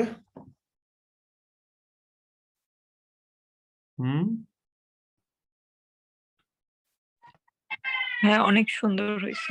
অনেক সুন্দর না? সুন্দর, ঠিক আছে, এটা একটা সুন্দর, একটা সলিড রাইটিং, 368 ওয়ার্ড। দেখলেন তো, আমি একদম ইনস্ট্যান্ট, দেখেন আপনার একটা 1 ঘন্টা একটা আর্টিকেল তৈরি করে দিলাম। ব্যাপারটা হচ্ছে কি, আমি আপনাকে এই টপিকের আরো রবাস্ট আর্টিকেল ডেভেলপ করে দিতে পারবো যদি আমি সময় নিয়ে নিজে লিখি, যেটা অনেকেই করে দিচ্ছে আপনাকে। বাট আমি আপনাকে একেবারে একটা র ইনপুট দেখাচ্ছি যে দিস ইজ হোয়াট আপনি লিখতে পারেন যদি বুদ্ধি খাটায় খাটায় প্র্যাকটিস করেন। সো আপনাদের যে দাবিটা থাকে যে সুমন ভাই আমাদেরকে একটা আর্টিকেল বানায় দেখাবেন, সো আমরা গত ক্লাসে একটা বানাইছিলাম, গত ক্লাস আর্টিকেলটা ভালো করে লিখতে পারি না, কারণ ওই টেসএমএস এর যন্ত্রণা একদম বিরক্ত ছিলাম। ঠিক আছে, তো এই যে একটু সুন্দর করে বসে আমরা একটা সুন্দর একটা আর্টিকেল তৈরি করেছি। এবার if you have any question বলতে পারেন, শুনতেছি, বলেন, শুনতেছি। হ্যাঁ, ফোকাস রাইটিং নিয়ে আমার কোনো কোশ্চেন নাই, কারণ আমি লাস্ট ক্লাসটাও করেছি। বলেন বলেন। যেটা বুঝলাম, এখানে আসলে প্র্যাকটিসের কোনো বিকল্প নাই, যত অল্টারনেটিভ টু প্র্যাকটিস, আস্তে আস্তে ইমপ্রুভ হবে। বাট আমি এক কোশ্চেন করতে চাচ্ছিলাম। আমি লাস্ট একটা প্রাইভেট ব্যাংকে রিটেন এক্সাম দিয়েছিলাম, প্লাস কয়েকটা ব্যাংকের এক্সাম দিয়ে আমি দেখলাম যে ওখানে প্যারাগ্রাফ রাইটিং আসে, এবং প্যারাগ্রাফ রাইটিং এর টপিকটা দেখা যাচ্ছে ফ্রেন্ডশিপ, দেন হয়তো মানে খুবই চাইল্ডিশ, লাইক অনেকটা আমরা 8-9-এ যে এটা একটা ট্র্যাপ আপনাকে।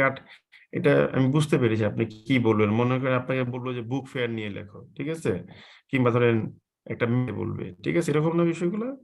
জি জি, মানে এত সিলি, তো তখন মনে হয় যাচ্ছে এখান থেকে সুন্দর একটা রাইটিং বের করব, এটা খুব চ্যালেঞ্জিং হয়ে যায়। এটা খুবই চ্যালেঞ্জিং একটা কাজ, এক্স্যাক্টলি, গুড পয়েন্ট ধরেছেন। এটা শুধু ব্যাংকের না, ঠিক আছে?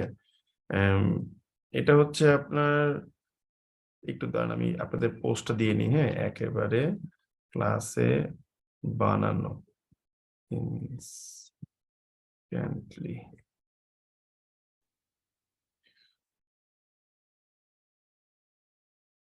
একটু দাঁড়ান। আচ্ছা, দেখেন আপনি যে কথাটা বললেন, সুন্দর একটা পয়েন্ট। অনেক দেখেন দেখেন ভাই, আপনাকে পরীক্ষা হলে টপিক আপনাদের দেওয়া হয়েছে যে ধরেন আপনাকে মনে করেন বললো যে write a short paragraph on on on on on on on your about your best friend, ঠিক আছে? ইউর বেস্ট ফ্রেন্ড নেন, আপনি এটাকে বলা হচ্ছে কি ইন 10 সেন্টেন্স ফর এক্সাম্পল আপনাকে বলতেছে, ঠিক আছে? কি লিখবেন বলেন? আপনার বন্ধুকে নিয়ে 10টা বাক্য, 10 বাক্য লেখার দরকার নেই, আপনি 5টা বাক্য লেখেন, ইন 5 সেন্টেন্সেস লিখেন। কি লিখবেন বলেন?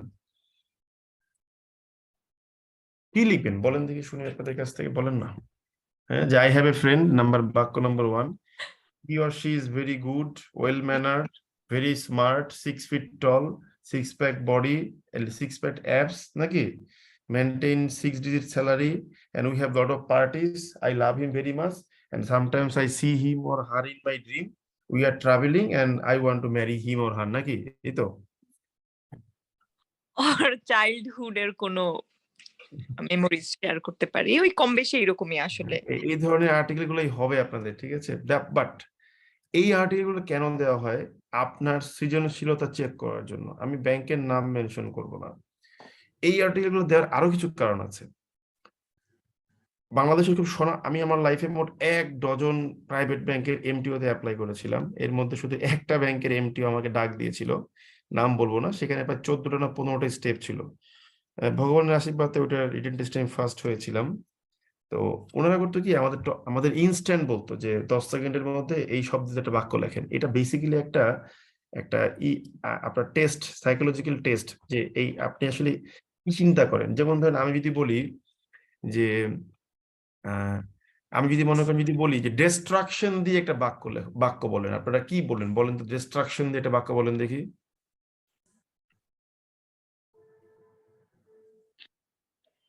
বলেন কেউ। Destruction is increasing, but it is not good for us, so we should be careful. দেখছেন, এই যে আপনি তো অনেক বড় বাক্য বলে ফেলেছেন। এই যে এটা হচ্ছে নেগেটিভ অ্যাটিটিউড শো করে, ঠিক আছে? যে আপনি বলতেছেন ডিস্ট্রাকশন ইজ ইনক্রিজিং, ঠিক আছে? ওকে, আপনি কিন্তু শুরুটাই করতে পারতেন একটা পজিটিভ কিছু দিয়ে, this is how your mentality is being checked. এটা কিন্তু সাইকোলজিক্যাল টেস্ট, ঠিক আছে? সো এই অ্যান্সার গুলা নর্মালি দিলে আপনি কিন্তু আটকে যাবেন। তো আমাকে স্যার পরে জিজ্ঞেস করছিল যে আপনি এত এগ্রেসিভ কেন, মানে সবকিছুই ওকে বাট আপনি খুব এগ্রেসিভ টুয়ার্ড ইউর কম্পিটিটরস। আমি তখন সরাসরি বলছি, স্যার আমি আসলে এই টাইপেরই, আমার কম্পিউটারকে আমি ছাড় দেওয়া কখনো পছন্দ করি না। সো এই ওয়ার্ড গুলো বা এই রাইটিং গুলো দেওয়া হয় মূলত আপনার হিসেবে, মানে আপনার ভিতরের যে ক্রিয়েটিভিটি বা অ্যাকচুয়ালি আপনি কতটা শৈল্পিক সত্তা ক্যারি করেন, এই জিনিসটা বোঝার জন্য, ঠিক আছে? আর কিছুই না। এখন ধরেন আপনাকে মনে করেন বললো যে right 5 sentences about your best friend, ঠিক আছে? বা অ্যাবাউট ইউর ফ্রেন্ড বা ফ্রেন্ডশিপ, যেগুলো নিয়ে হোক, আপনি কি লিখবেন দেখেন। এই লেখাগুলোতে কিন্তু, ঠিক আছে, এই এই লেখাগুলোতে কিন্তু ভাবতে হয়, এগুলো থিমেটিক্যাল রাইটিং এর মধ্যে পড়ে যায়, ঠিক আছে? যেমন ফ্রেন্ডশিপ নিয়ে যদি আমরা যদি লিখি যে আমি মনে করি লিখলাম যে মনে করেন লিখলাম, একটু দাঁড়ান, বাংলা ইংলিশ সমস্যা করতেছে, একটু দাঁড়ান ভাই।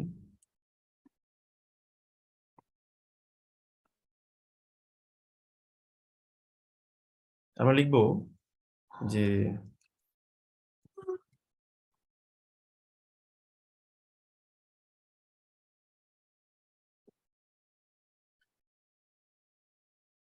an enthusiastic and eternal kinship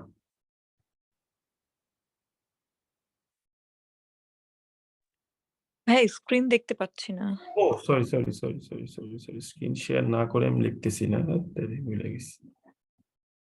দেখেন আমি লিখবো কি enthusiastics and eternal friendship, eternal kinship is a bond found in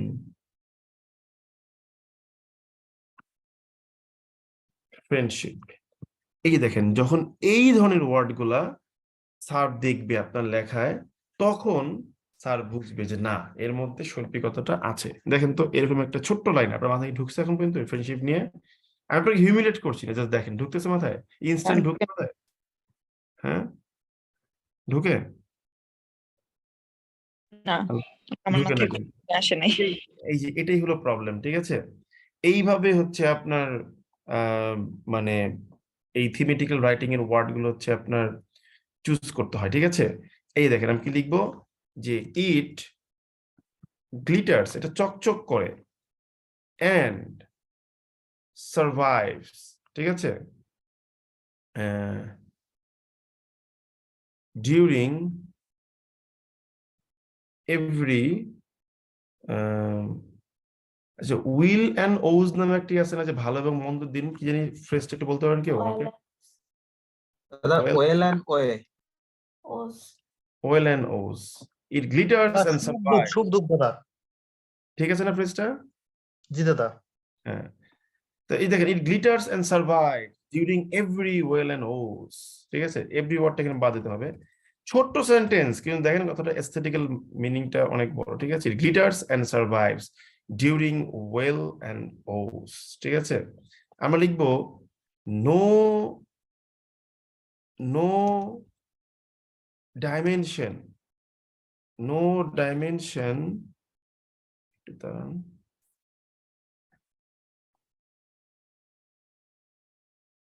measures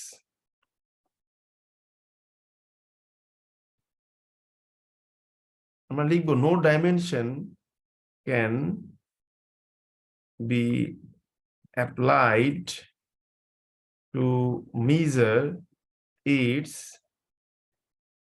boundless periphery, মানে এটা সীমাহীন অসীমতাকে আপনি কোনো মাপ দিয়ে আপনি মাপতে পারবেন না, ঠিক আছে? দেখেন তো, এই যে সিম্পল ওয়ার্ড, কিন্তু দেখেন একটা সুন্দর একটা সেন্স দেওয়ার চেষ্টা করে।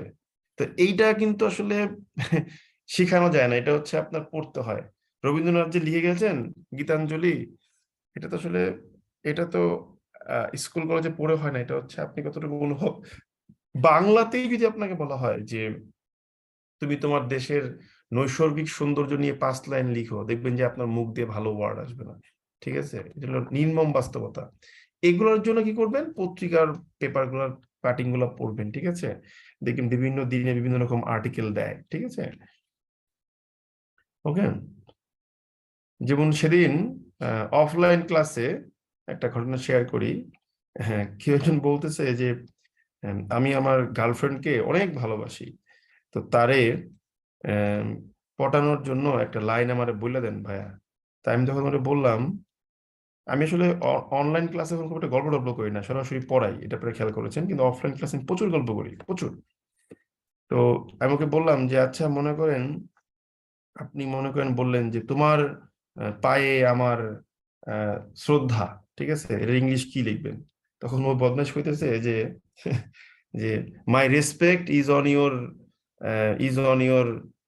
ইউর লেগ, ঠিক আছে? তাই আমি বললাম তুই যদি এই ইংলিশ লেখস তাহলে তো হইব না, তাহলে তো মেয়ে মানুষ পড়বো না। মেয়ে মানুষ পড়ানোর জন্য হইলো তোকে ভালো ইংলিশ শিখতে হবে। সো তোমার ইংলিশটাকে অনেক অ্যাবস্ট্রাক্ট করতে হবে এবং অনেক সুন্দর করে লিখতে হবে। তখন বলছে ভাই তাহলে আমি কি লিখবো? তা আমি বললাম যে একটু বইটই পড়িস, বইটি পড়লে তুই লিখতে পারবি। কি লিখতে হবে তুই দেখ, লিখতে হবে যে মাই obeisance on your, সরি আমি তো মেন কথাই লিখি নাই, I pay my obeisance on your lotus feet, ঠিক আছে? এই যে আমি তোমার পদপাদ্যে আমার সশ্রদ্ধ শ্রদ্ধা নিবেদন করি। তো তুমি যখন এই ইংলিশটা লিখতে পারবা, তখন তোমার গার্লফ্রেন্ড তোমার প্রেমে পড়বে। কথা কি ঠিক আছে আমার? জি দাদা কিন্তু গার্লফ্রেন্ড যদি ইংরেজি না বোঝে? এটা চিন্তা করার কোনো কারণ নাই। মনে রাখবেন, আমরা যখন কোনো কিছু খুব সহজ করে বলি তখন আমরা ওটা মনে করি তো সহজ, যখন কঠিন করে বলি তখন ভাবি বাবারা পাশে তো অনেক স্মার্ট। ঠিক আছে, এটা আমাদের কমন সাইকোলজি। সো না বুঝলে আরো বেশি প্রেমে পড়বে, কোনো সমস্যা নাই। ঠিক আছে, ওকে, বুঝতে পারলাম ব্যাপারটা সবাই আমরা? জি ভাইয়া। জি দাদা বুঝতে পারছি। না, মেয়েদেরকে বলি নাই তো বুঝতে পারলাম কিনা, ছেলেদেরকে বুঝতেছি। ঠিক আছে, মেয়েরা তো আপনার বুঝতেই জন্য পারবে, ঠিক আছে দাদা। শিখাই দিছি তাই না? এই লাইন দেখে পড়তে মেরা বাধ্য যে ছেড়ে মিলানে প্রেমে বলতে পড়বে, পারবে। প্রেমে পড়বে, কারণ এগুলো হচ্ছে গিয়ে আপনার সিলেক্টেড সিগন্যাল। ঠিক আছে, যে তোমার আমি নিয়ে যেতে আইছি। আমি কিন্তু হিউম্যান সাইকোলজি নিয়ে প্রচুর পড়াশোনা করেছি, এবং আমি ক্লাসে বলি যে আমার জীবনে আমি টোটাল ৭৯টা প্রেমের অফার পেয়েছি। ঠিক আছে, তো এর কারণ ছিল দাদা accept করছেন কয়টা? হ্যাঁ, কি কি দাদা 59 ভিতরে 100% কয়টা? না, আমি আমার জীবনে ভাই প্রেম করছি বিয়ের আগে একটা, আর বিয়ে যাই করছিলাম তার সাথে একটা, মানে এটা দাম্পত্য জীবনের প্রেম, আর হচ্ছে এখন যে আমার একটা বাচ্চা মানুষ আছে সে একটা, এই তিনটাই প্রেম আমার জীবনে।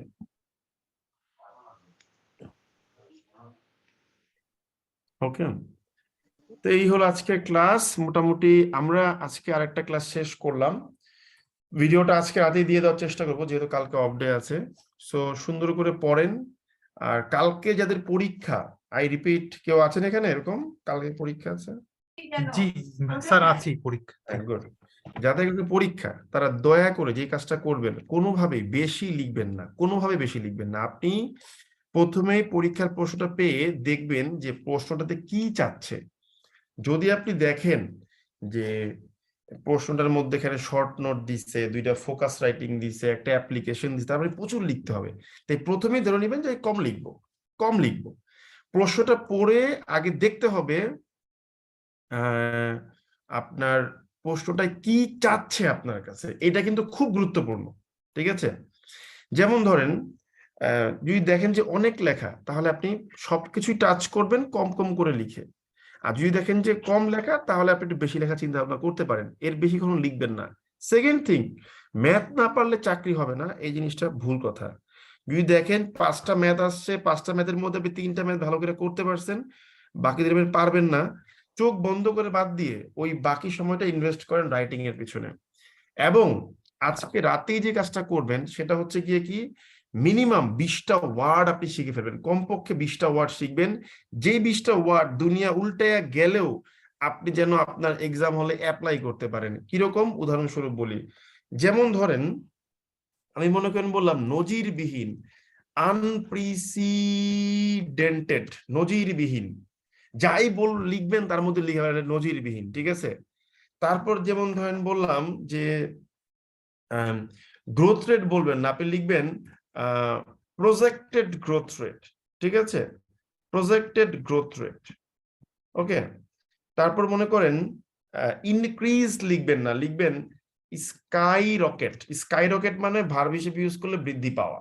ঠিক আছে, তারপরে আপনি অন দা কন্ট্রারি বা অন দা আদার হ্যান্ড না লিখে আপনি লিখবেন কন্ট্রারিলি। মানে এগুলো হচ্ছে ওই রান্না করার সময় তরকারিতে যেমন কি আলু লাগেই, হলুদ লাগেই, মরিচ লাগেই, ওই ধরনের টাইপের ওয়ার্ড। এই ওয়ার্ডগুলো যখন থাকে এগুলো কিন্তু রাইটিং এর কোয়ালিটিটাকে বাড়ায় দেয়। এরকম 15 থেকে 20টা ওয়ার্ড, যেই ওয়ার্ড গুলো আপনার 100% লাগবে। বুঝতে পারছেন কি বলছি? তারপর যেমন ধরেন প্রজেক্টেড গ্রোথ রেট, আরেকটা ওয়ার্ড হতে পারে কিরকম, গ্রোথ ট্রাজেক্টরি। এই ওয়ার্ড গুলো কিন্তু মানে সেই লেভেলের ওয়ার্ড। ঠিক আছে, গ্রোথ ট্রাজেক্টরি। লাস্টের ওয়ার্ডটা একটু বুঝিনি। কন্ট্রারিলি মানে বিপরীত ভাবে। ঠিক আছে, না মানে মুখে যেটা বলেছেন গ্রোথ ট্রাজেক্টরি। আচ্ছা আচ্ছা আচ্ছা। ঠিক আছে, তো এইরকম কিছু ওয়ার্ড নিয়ে যাবেন যেন আপনার লেখাটা সুন্দর হয়। ঠিক আছে, আচ্ছা এবার আমি কি দেবো, আপনাদের একটা হোমওয়ার্ক দেবো, মানে ক্লাস ওয়ার্ক দেবো। ঠিক আছে, ক্লাস ওয়ার্কটা কি আমি একটু বলি শুনুন। ক্লাস ওয়ার্কটা হচ্ছে আপনারা এই টপিকের উপরেই, অর্থাৎ এই যে reserve crisis, factors and way out, এই টপিকের উপরে একটা আর্টিকেল লিখবেন 300 ওয়ার্ডের, লিখে পিডিএফ করে গুগল ড্রাইভে দিয়ে, ঠিক আছে, আপনারা হচ্ছে ই করবেন, ওই কমেন্ট করবেন। একজন বলেছেন এই ওয়ার্ডগুলো পিডিএফ দেওয়া যায় না, আমি দেব, আমার প্ল্যান আছে, কিন্তু আপনাদের যেহেতু পরীক্ষা এখনই কাজ করে ফেলেন, ঠিক আছে? তাহলে বুঝতে পারলাম ব্যাপারটা। কালকে আজকের হোমওয়ার্ক কি দিয়েছি বুঝতে পেরেছি? স্যার বলতে যে ওই অ্যাপ্লিকেশনের ফরম্যাটটা তো দিলেন না বুঝি না কিসের কিসের কিসের? স্যার, ওই অ্যাপ্লিকেশন আর লেটারে ফরম্যাটটা। এখন বিআইবিএম এর যে প্রশ্ন সেখানে কিন্তু অ্যাপ্লিকেশনটা আসবে না বলছে, তারপরে আমরা ক্লাস নিয়ে দেখিয়ে দেব, সো দ্যাট আসলে আপনি ইউজ করতে পারেন, ঠিক আছে? হ্যাঁ স্যার। দাদা আমার নেটওয়ার্কে একটু সমস্যা হচ্ছিল, হোমওয়ার্কটা কি ছিল একটু বলতে পারবেন দাদা একবার? কি কি কি? আমার নেটওয়ার্কের সমস্যা হচ্ছিল তো, ওই হ্যাঁ, কিছুক্ষণ কথা বুঝি নাই। হোমওয়ার্কটা কি আমাদের দিয়েছেন? আজকের টপিক হচ্ছে আওয়ার রিজার্ভ ক্রাইসিস। আপনারা এই টপিকের উপরে 300 ওয়ার্ডের আর্টিকেল তৈরি করবেন, ঠিক আছে? 300 ওয়ার্ডের আর্টিকেল তৈরি করে এটাকে পিডিএফ করে, ঠিক আছে, গুগল ড্রাইভে আপলোড করবেন। আপলোড করে ওই লিঙ্কটা ওপেন রেখে আমার কমেন্ট বক্স দিবেন, ঠিক আছে? মানে আমি যেখানে পোস্ট করতেছি, ঠিক আছে, ওইখানে কমেন্ট করবেন, দেন আমি দেখব। বুঝতে ঠিক পেরেছেন? আছে। জি জি ভাই দাদা। আগামীকাল রাত 10টার মধ্যে। ধন্যবাদ সবাইকে ভাই। প্রিসাইজ রাইটিং এর উপরে কিছু ক্লাস আছে ভাই, ক্লাস আছে, টেনশন নিন না, ক্লাস আছে, ঠিক আছে, সবকিছুর উপরে ক্লাস আছে। ওকে ওকে, তাহলে থ্যাংক ইউ ভেরি মাচ। আল্লাহ হাফেজ এবং নমস্কার এবং শুভরাত্রি, এবং দোজ হ্যাভ এক্সাম টুমরো, তাদের জন্য best of luck. Thank you very much, bye bye. দাদা নমস্কার। নমস্কার।